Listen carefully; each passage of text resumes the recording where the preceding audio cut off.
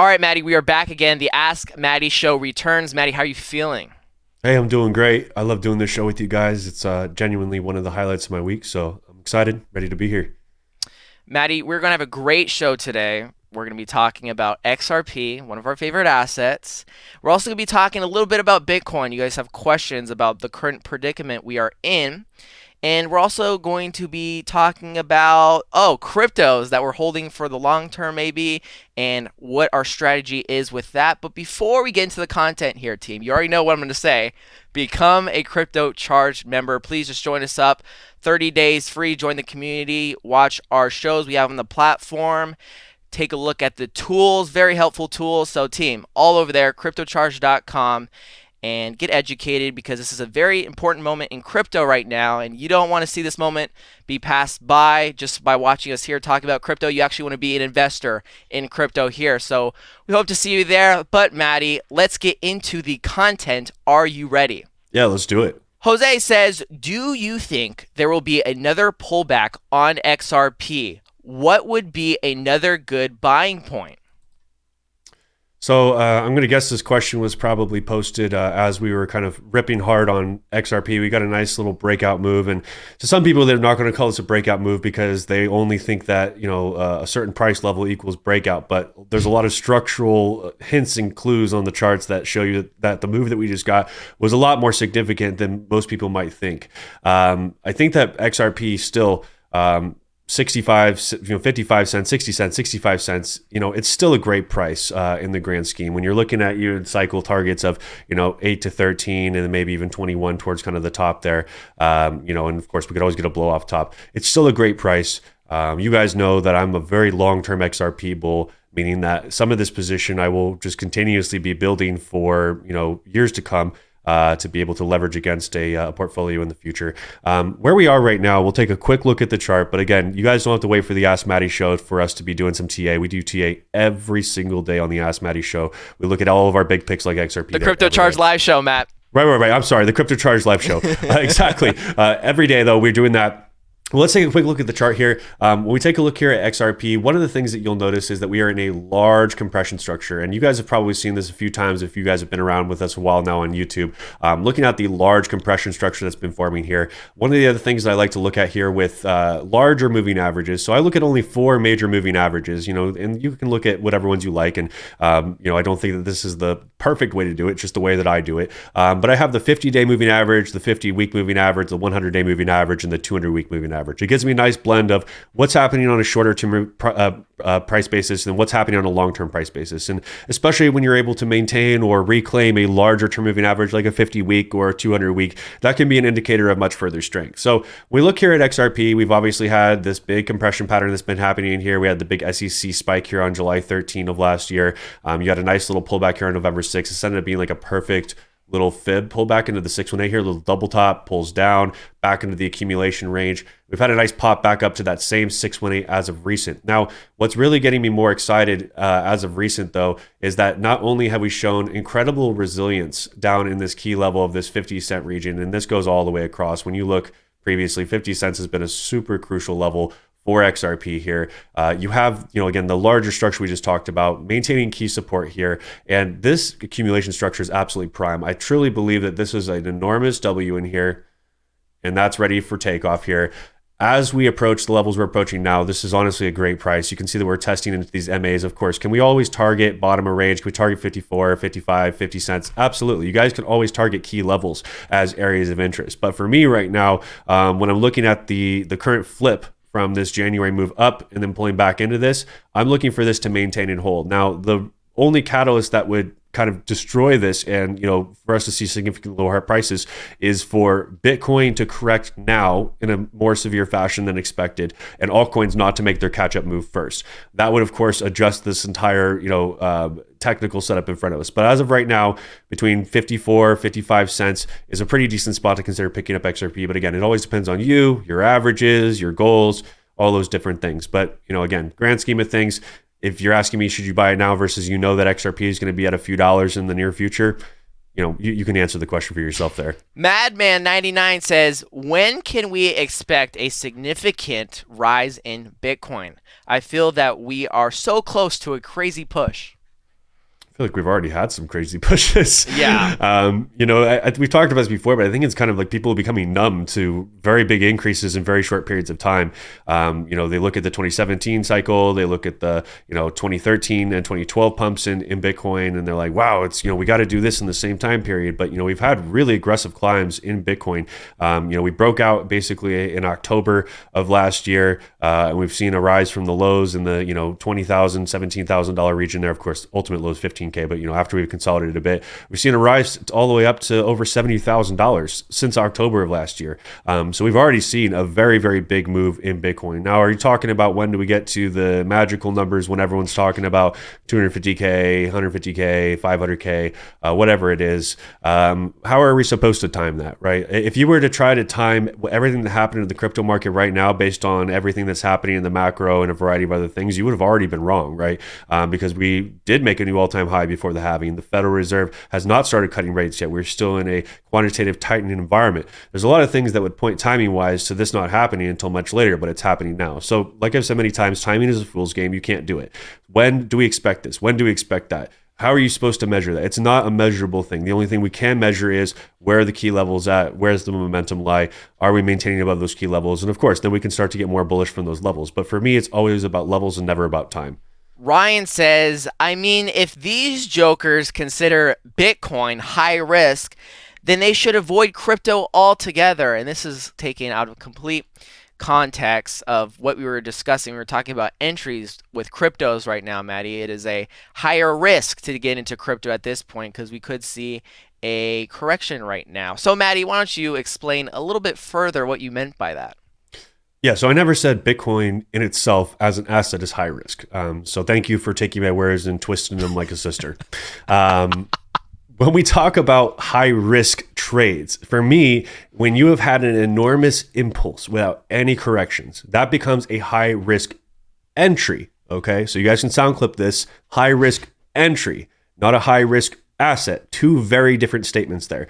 And that is true. I still stand by that. And I'll even look at the altcoin market the same way. If XRP were to pop 3x right now, I would tell you it is a very risky entry. Does that make me not a XRP bull anymore? Does that mean me saying that I'm thinking that XRP is a high risk asset? No. There is just a technical set of rules that I follow, and that includes charts being rebalanced. Now, it doesn't mean they have to every time come all the way back down to where they started the breakout from. But after you get a series of impulses that have kicked off, you finally created a little bit of a top in there.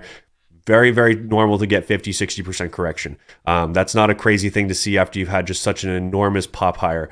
And it's just so easy for people to get blinded by current price action, and they see what's happening with memes, and they see some of the coins that continue to be a little bit overextended, and they go, see, you should have, just bought right here. You would have been up another 10%, and maybe, but then there's also the possibility that you're the one with the hot potato and you have caught near the top. So again, for me, everything when it comes down to risk to reward, I try to buy near the lows. Zcash is a great example for that. You guys have this complete opposite psychology when it comes to buying.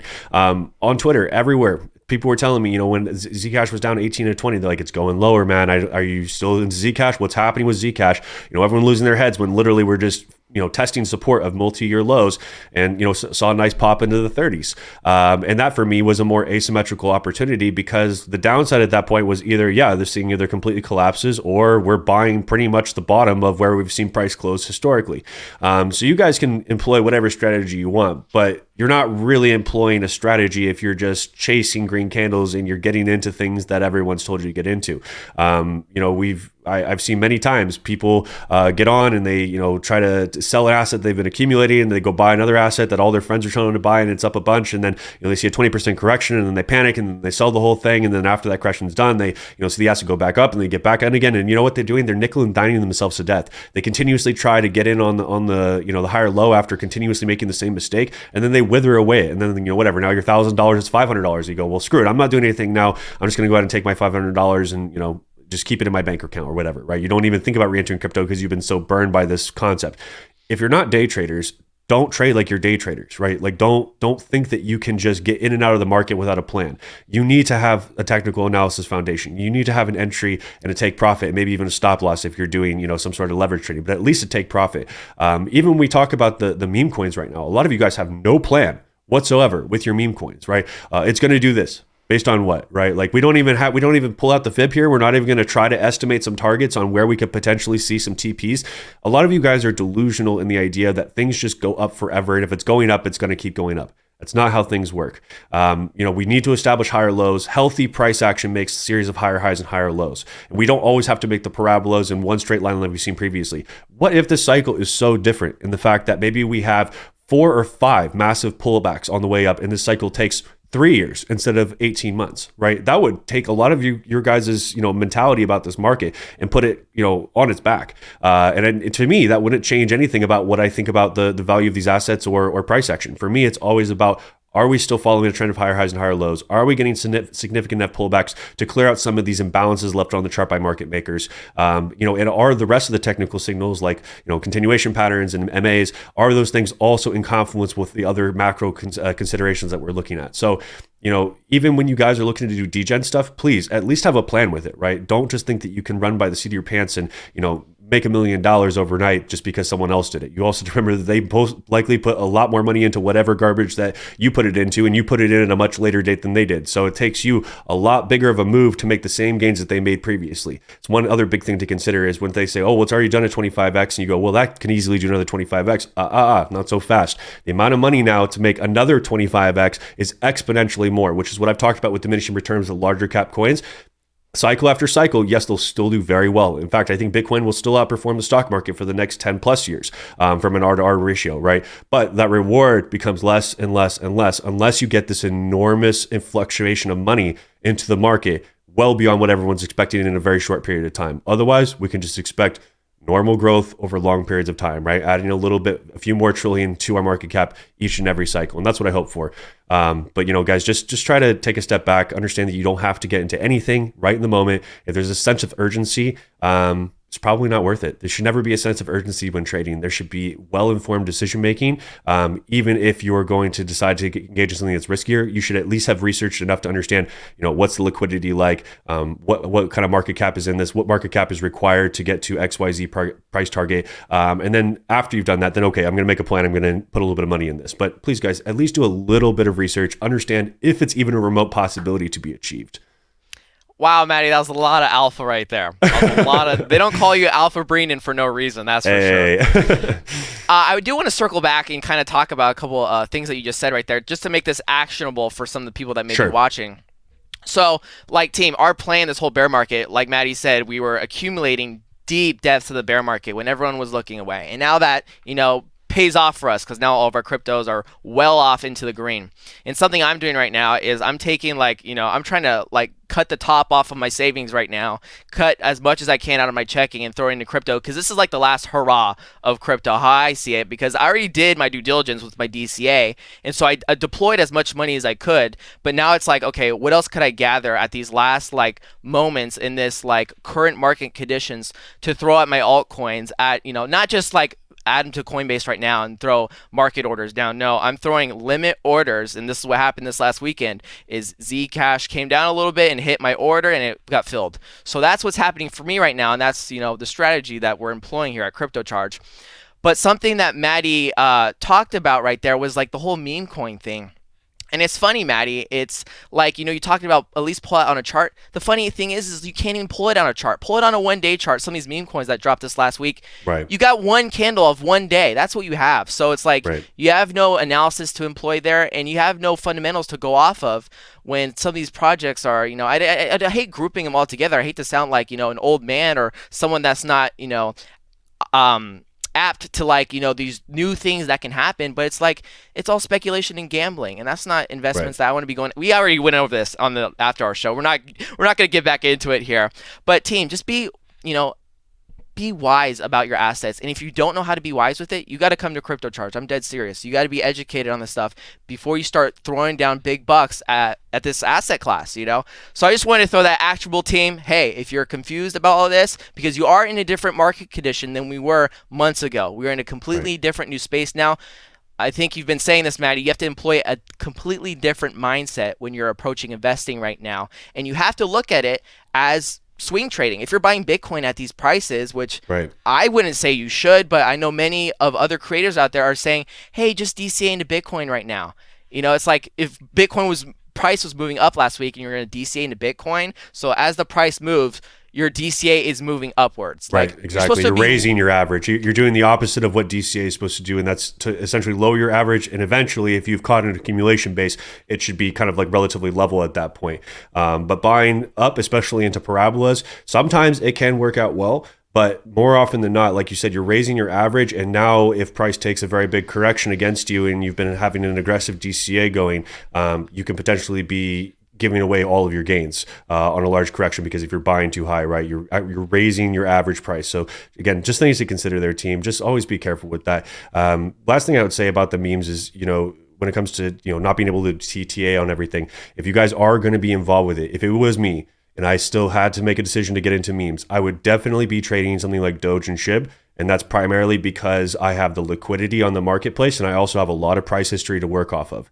I have a lot more tangible things in front of me that I can use, both from a liquidity standpoint as well as a technical analysis standpoint, to actually make trading decisions on those assets. Now, I don't have to, because there's a million coins that I can pick from that are not meme coins to make those same technical moves on. But that would be my one piece of advice if you guys are passionate about doing it, is try to pick a high liquidity, sex-based meme coin where you have a little bit more flexibility and you can actually do a little bit of TA and research. Yeah, Tammy, go watch the After Hours show. We kind of debunked the whole meme coin thing. We went way into depth, and I just pulled up like what meme coins did last cycle, and it's a very big eye opener for you guys that think you're going to be able to even sell some of this. If you're going to have the liquidity to sell it, and then once you miss selling it, you enter a bear market, and then what happens with those coins? Those coins Right. go to zero. The communities fade. And so a lot of good alpha there, Maddie. Wow, that was a great segment. So, okay, we have one more question here. Let's do it. Waffles Mission 3 says, how much of your crypto are you holding after this year? So he gave you time there. Okay, so won't ever be based on a time. I'm not one of those people who employ the sell this percentage by this day, by this time, or some people do I'm selling 1% of my portfolio per day until it's all gone, by this time, and that's fine. Like, I'd rather you guys at least DCA out and profit than not DCA out at all, right? Like, I'm telling you that's definitely still leaps and bounds above not having targets and just buying and holding forever. I think that it's still a good idea to have some DCA out strategy. Mine's always going to be more about price targets, right? It's going to be chunks and price targets.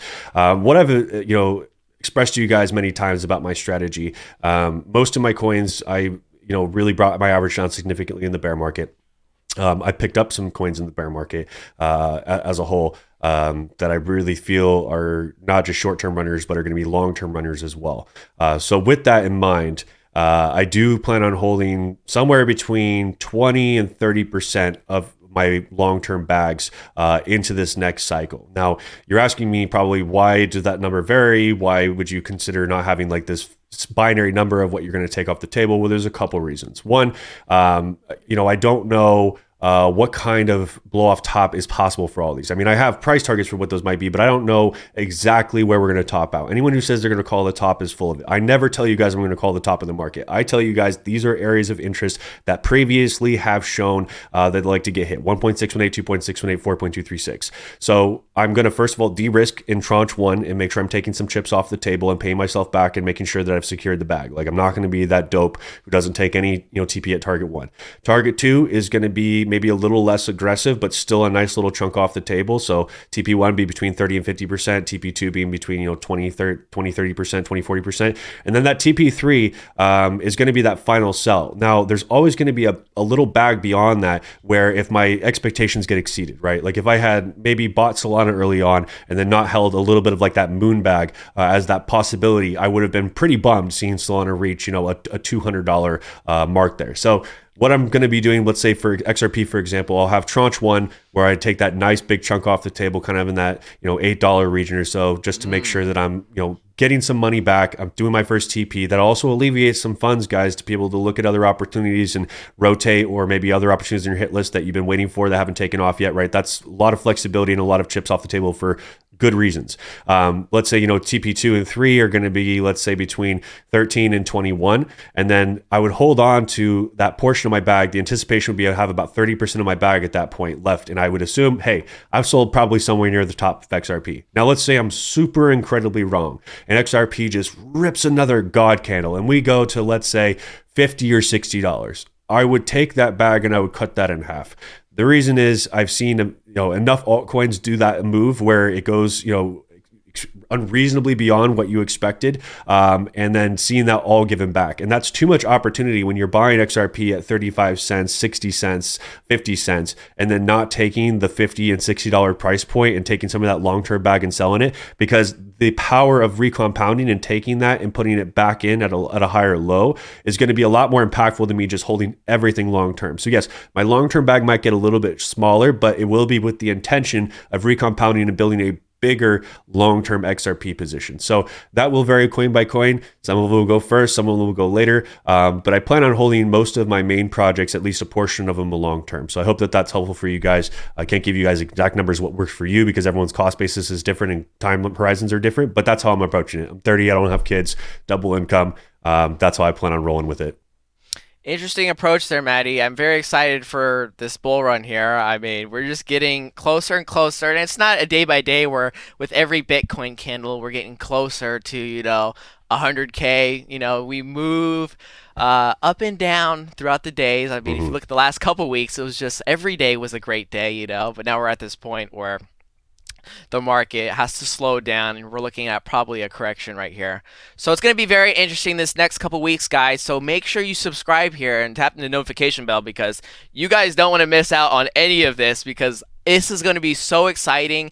And honestly, I was thinking about this weekend. It's like, we could talk here, Maddie, and be like how much fun we're going to have in the Discord, selling out all these price targets. But I was just thinking about this weekend. It's like, there's just going to be a few. There's going to be a few that don't listen. Right. That don't follow the education, the strategy, and they're going to wait for longer, and they're going to miss it. I'm just thinking about how sad that's going to be when, think about it, the whole Discord is celebrating because we all had the strategy and we all sold at 1, 2, 3 targets, and we're all buying Lambos or whatever. Right. And then there's like 2 people that are just like, yeah, guys, this was fun, and they didn't sell their bag at all. Right. They waited for some egregious 20x or something, So very interesting moments here. Maddie, anything to leave the team with here? I always got to tell you guys about our program at the end of the show. I know some of you guys have been here a while.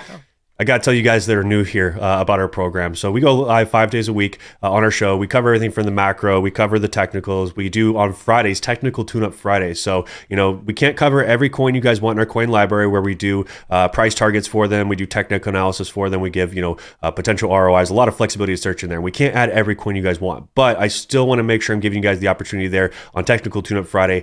In our Discord channel, we put all of our requests in there on Friday. I chart every single one of them. I have done as many as almost 36 picks, I think we did on one episode, and it's truly my greatest pleasure to do it for you guys. So I will exhaust myself if you guys bring 100 picks on the show. We will do 100 pieces of technical analysis on Friday. So we have that. We have the Discord community to answer questions in there, and that all comes with code YouTube, 50% off. So $50 a month or $4.99 for the year if you guys want to save a little bit more money. And both of those come with a 30-day free trial. So you get 30 days completely free. If you decide day 29 it's not for me, just reach out to me. Let me know why you don't like our program, and I'll go ahead and get you canceled. We won't charge you a dime. All right. So I hope to see you guys in the Discord soon.